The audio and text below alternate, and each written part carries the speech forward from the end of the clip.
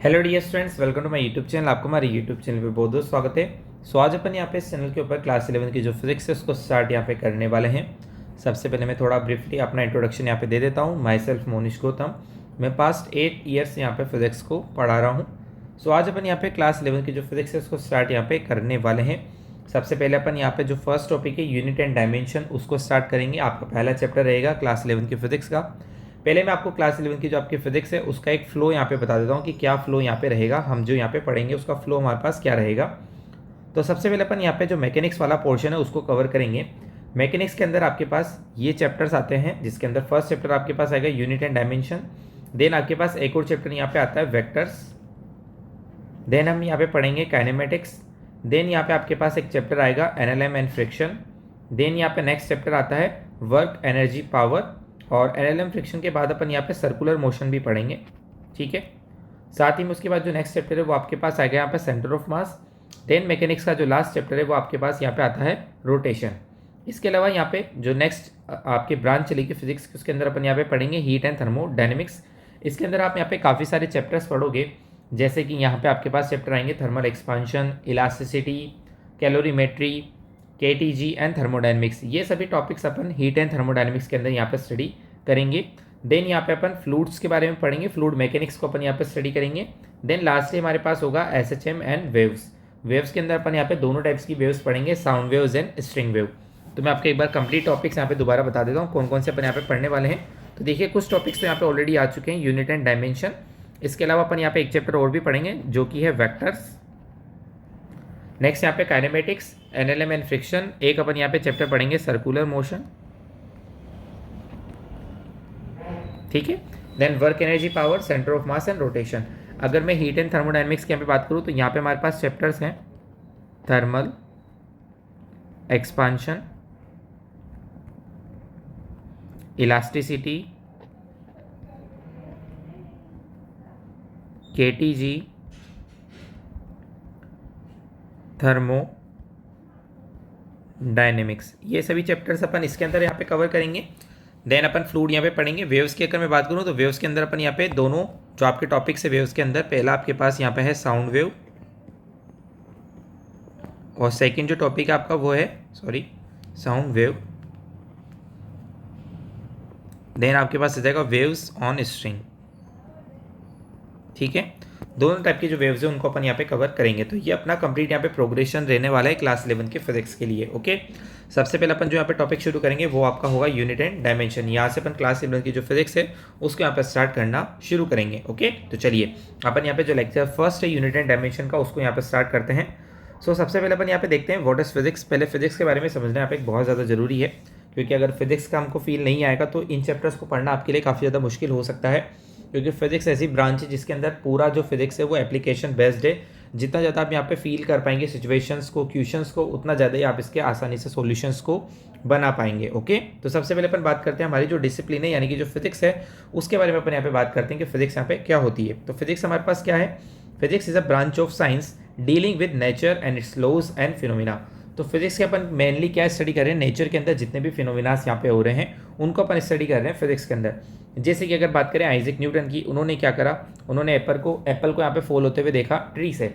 अब उससे पहले काफ़ी सारे लोगों ने भी ये फिनोमिना होते हुए देखा होगा, लेकिन उन्होंने इस फिनोमिना जो यहाँ पे हुआ, जो यहाँ पे उनके सामने सिचुएशन हुई, उस सिचुएशन को लेकर के उन्होंने यहाँ पे सोचा, इसके बारे में उन्होंने एक्सपेरिमेंट्स किए और अपनी यहाँ पे उन्होंने थ्योरी दी और उसके बेसिस पे उन्होंने यहाँ पे दिए Newton's laws of motion. Similarly यहाँ पे जो साइंटिस्ट होते हैं या फिर जो रिसर्चर होते हैं वो अपने आसपास नेचर के अंदर जो भी यहाँ पे एक्टिविटीज़ हो रही है, जो नेचर के अंदर यहाँ पे डेली के डेली बेसिस पे सिचुएशंस हो रही है, एक्टिविटीज़ हो रही है, उनको वो लोग ऑब्जर्व करते हैं। उनके बेसिस पे अपने क्या बनाते हैं? लॉज बनाते हैं। उनके बेसिस पे क्या बनाते हैं? अपने लॉज बनाते हैं। और फिर फाइनली हमको यहाँ पे कुछ प्रिंसिपल्स देखने को मिलते हैं, लॉज देखने को मिलते हैं। सो हम यहाँ पे फिजिक्स के अंदर क्या डील करेंगे? हम मेनली डील करेंगे यहाँ पे नेचर के लेके। नेचर के अंदर जितने भी यहाँ पे फिनोमिनास हो रहे हैं उनसे रिलेटेड जो लॉज है उनको अपन को यहाँ पे स्टडी करना है। साथ ही में जो प्रिंसिपल यहाँ पे बनाए गए हैं उनको भी अपन को यहाँ पे समझना है। तो फिजिक्स की मेनली ब्रांच के अंदर आपको क्या स्टडी करना है? नेचर को आपको यहाँ पे स्टडी करना है।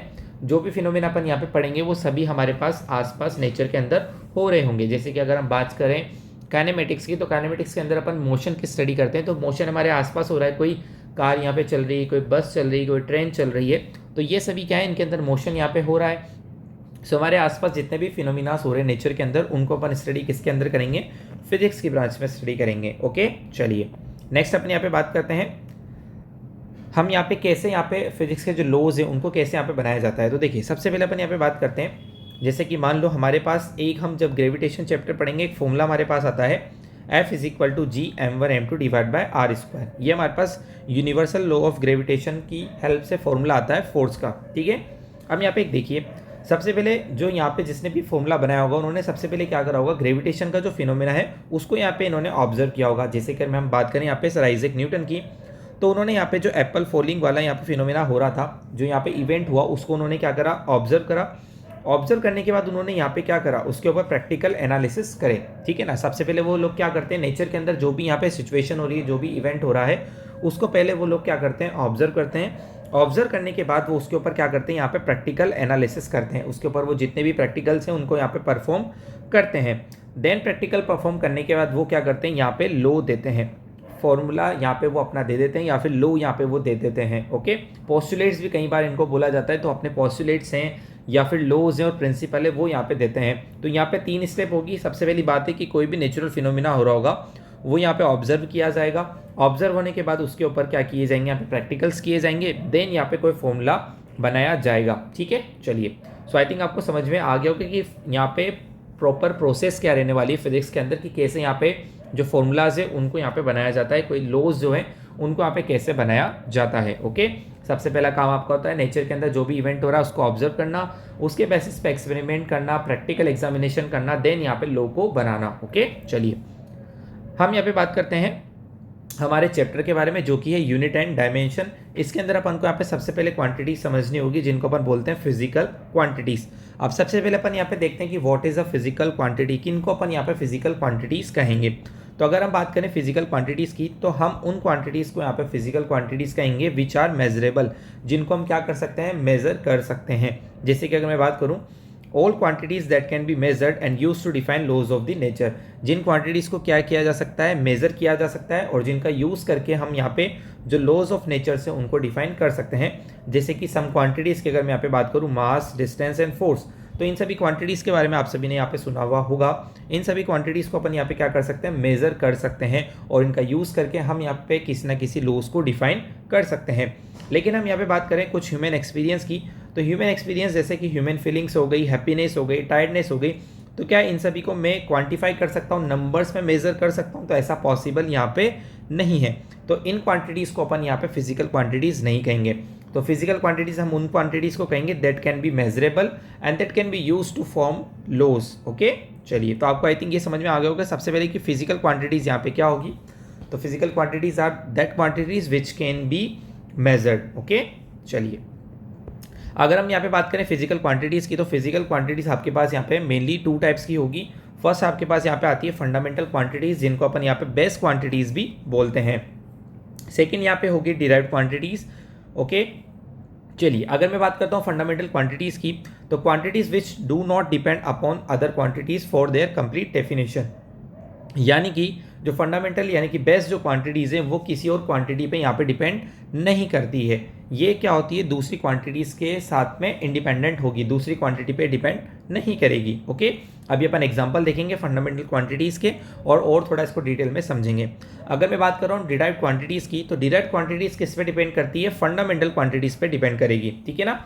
ये जो क्वांटिटीज़ है वो किसी अदर क्वांटिटी पे यहाँ पे डिपेंड करेगी, तो इन क्वांटिटीज़ को अपन क्या बोलेंगे, डिराइव्ड क्वांटिटीज़ यहाँ पे अपन बोलेंगे। फंडामेंटल तो क्या हो गया, जो किसी और पे डिपेंड नहीं कर रहा, और जो डिराइव्ड होगा वो किस पे डिपेंड करेगा, फंडामेंटल क्वांटिटीज़ पे यहाँ पे डिपेंड करेगा। ओके चलिए, नेक्स्ट अपन यहाँ पे बात करते हैं कि कितनी टाइप के हमारे पास फंडामेंटल क्वांटिटीज़ हैं।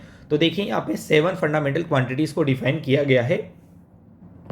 7 फंडामेंटल क्वांटिटीज़ के अंदर आपके पास फर्स्ट क्वांटिटी आती है मास, ठीक है। मास आप सभी लोगों को पता होगा। तो फर्स्ट क्वांटिटी हमारे पास आती है 7 फंडामेंटल क्वांटिटीज़ में मास। सेकेंड क्वांटिटी है लेंथ, थर्ड क्वांटिटी है टाइम, फोर्थ क्वांटिटी यहाँ पर है टेम्परेचर, फिफ्थ क्वांटिटी है यहाँ पे इलेक्ट्रिक करंट, सिक्स्थ क्वांटिटी यहाँ पे अमाउंट ऑफ सब्सटेंस, 7 यहाँ पे क्वांटिटी है ल्यूमिनस इंटेंसिटी। तो यहाँ पे हमारे पास 7 फंडामेंटल क्वांटिटीज़ है। इनके अलावा जितनी भी क्वांटिटीज़ आप सभी ये लोग यहाँ पे पढ़ेंगे वो सारी क्वांटिटीज़ यहाँ पे कैसी होगी, डिराइव्ड क्वांटिटीज़ यहाँ पे होगी। तो फंडामेंटल क्वांटिटीज हमारे पास ओनली कितनी डिफाइन यहाँ पे की गई है, 7 डिफाइन की गई है, जिसके अंदर फर्स्ट है मास, सेकंड है लेंथ, थर्ड है टाइम, फोर्थ है टेम्परेचर, फिफ्थ है इलेक्ट्रिक करंट, सिक्स्थ है अमाउंट ऑफ सब्सटेंस एंड 7 है ल्यूमिनस इंटेंसिटी। इन 7 क्वांटिटीज को यहाँ पे फंडामेंटल या फिर बेस क्वांटिटीज कहा गया है। ओके, चलिए नेक्स्ट अपन यहाँ पे बात करते हैं कि डिराइव्ड क्वांटिटीज को कैसे बनाया जाता है। तो फंडामेंटल क्वांटिटीज जो है इन्हीं का यूज करके यहाँ पे डिराइव्ड क्वांटिटीज को बनाया जाता है। जैसे कि आपको मैं एक सिंपल सा एग्जांपल यहाँ पे बोलता हूँ। हमारे पास 2 फंडामेंटल यहाँ पे क्वांटिटीज थी, लेंथ एंड टाइम। तो अगर अपन लेंथ और टाइम को डिवाइड करते हैं, आप सभी को पता होगा डिस्टेंस बाय टाइम जो होता है वो किसके बराबर होता है, स्पीड के बराबर होता है। नहीं पता है तो इसको अपन आगे काइनेमेटिक्स चैप्टर के अंदर पढ़ने वाले हैं। Okay, so length upon time करके अपन ने यहाँ पे एक क्वांटिटी डिफाइन करी, जिस क्वांटिटी को अपन ने यहाँ पे क्या बोला, स्पीड बोला है। सो लेंथ कैसी क्वांटिटी है, फंडामेंटल। टाइम कैसी क्वांटिटी है, फंडामेंटल क्वांटिटी। लेकिन अगर दोनों को मैं डिवाइड करता हूँ तो मुझे यहाँ पर एक क्वांटिटी मिली है जो कि है स्पीड, जो कि कैसी क्वांटिटी है, डिराइव्ड क्वांटिटी है। सो यहाँ से हमको क्लियर हो जाता है कि डिराइव्ड क्वांटिटी किससे मिलकर बनी होती है, फंडामेंटल क्वांटिटी से यहाँ पे मिलकर बनी होती है। सिमिलरली हमारे पास कुछ और क्वांटिटीज़ की मैं बात करूँ यहाँ पे, जैसे कि एरिया, वॉल्यूम, डेंसिटी, ये सभी हमारे पास क्या है, डिराइव्ड क्वांटिटीज़ है। जैसे कि मैं आपको इनके फॉर्मूले बना के बताता हूँ। अगर मैं बात करूँ यहाँ पे एरिया की, तो देखिए हमारे पास एरिया की अगर हम बात करें तो सिंपल, अगर मैं एरिया यहाँ पे बात कर लेता हूँ स्क्वायर का, तो स्क्वायर का एरिया क्या हो जाएगा, लेंथ इंटू लेंथ, यानी कि साइड इंटू साइड। तो ये भी किस पे डिपेंड हो गई, फंडामेंटल पे। अगर मैं यहाँ पे बात करूँ वॉल्यूम की, तो अगर हम क्यूब लें तो क्यूब का वॉल्यूम क्या होता है, length into length into length, या फिर लेंथ का क्यूब। सो वॉल्यूम भी किस पे डिपेंड कर रहा है, फंडामेंटल क्वांटिटी पे। अगर मैं थर्ड यहाँ पे बात करूँ डेंसिटी की, तो डेंसिटी हमारे पास क्या हो जाती है, मास पर यूनिट वॉल्यूम। सो मास कैसी क्वांटिटी है, फंडामेंटल क्वांटिटी है, और जो वॉल्यूम है वो कैसी क्वांटिटी है, डिराइव्ड क्वांटिटी है। तो इसको भी मैं यहाँ पे एल क्यूब लिख सकता हूँ। सो अगेन यहाँ पे जो डेंसिटी है वो भी किस पे डिपेंड कर रही है, फंडामेंटल क्वांटिटी पे यहाँ पे डिपेंड कर रही है। सो वे क्वांटिटीज जो कि यहाँ पे फंडामेंटल क्वांटिटीज पे डिपेंड करती है उनको अपन यहाँ पे बोलते हैं डिराइव्ड क्वांटिटीज। फंडामेंटल क्वांटिटीज हमारे पास टोटल कितनी होती है, 7 यहाँ पे होती है। इतना आप सभी लोगों को यहाँ पे ध्यान रखना है। तो आज के फर्स्ट लेक्चर में अपन इतना ही यहाँ पे करेंगे। अपन ने मेनली यहाँ पे सीखा है कि हमारे पास फिजिकल क्वांटिटीज़ क्या होती है और फिजिकल क्वांटिटीज़ के क्लासिफिकेशन यहाँ पे क्या है। ठीक है, धीरे धीरे करके अपन इस चैप्टर को कंप्लीट यहाँ पे कर लेंगे। नेक्स्ट पार्ट में अपन यहाँ पे देखेंगे कि यूनिट सिस्टम यहाँ पे क्या होते हैं और यूनिट सिस्टम्स को यहाँ पे कैसे बनाया गया है फिजिकल क्वांटिटीज़ के लिए। डिराइव्ड क्वांटिटीज़ के लिए अपन डायमेंशनल फॉर्मूला लिखना यहाँ पे सीखेंगे नेक्स्ट लेक्चर के अंदर। आप कंटिन्यूसली यहाँ पे चैनल के साथ बने रहिएगा, सब्सक्राइब जरूर कर लीजिएगा ताकि आप तक सभी लेक्चर्स के नोटिफिकेशन टाइमली यहाँ पे पहुँच जाए। अपन यहाँ पे पूरा लेवल टच करेंगे आपका नीट, चाहे वो आपका सिलेबस नीट का हो या फिर आपका सिलेबस जेई का हो या फिर आपका सिलेबस बोर्ड का हो, तीनों यहाँ से आसानी से आपके कवर हो जाएंगे। बस आपको चैनल के साथ बने रहना है, लेक्चर्स को आपको लगातार यहाँ पे देखते रहना है। और लेक्चर अगर आपको पसंद आते हैं तो लाइक करके जरूर बताइएगा, कमेंट करके जरूर बताइएगा। और यदि आपको लेक्चर से रिलेटेड कोई भी डाउट रहता है तो भी आप कमेंट करके पूछ सकते हैं। Thanks for watching, please like subscribe my YouTube channel.